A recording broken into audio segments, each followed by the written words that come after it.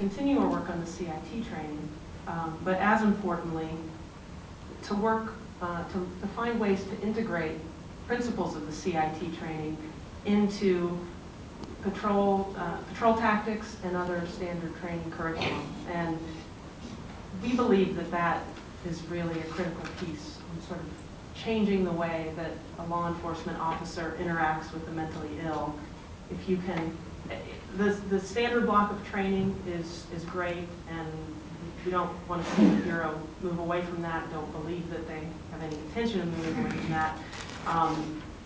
But it's also our view that if you can integrate that training so that it really permeates all aspects of training, you can start to change the culture of the law enforcement agency and the way that they deal with mentally ill people in the community, rather than just sort of compartmentalizing that training into a box. And the goal of all of this is really to have officers, give them the tools to try to diffuse tense situations, and to hopefully avoid having those situations escalate where there's any use of force, let alone a use of deadly force.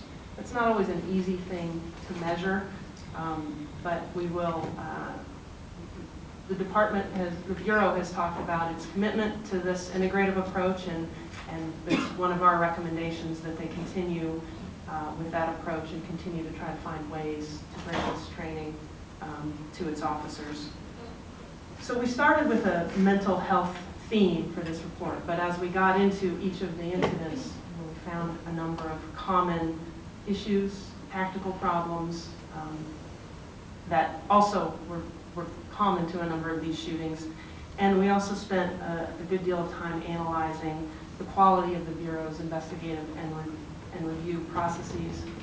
I'm going to turn the microphone over, at least for now, to my colleagues to talk about some of those.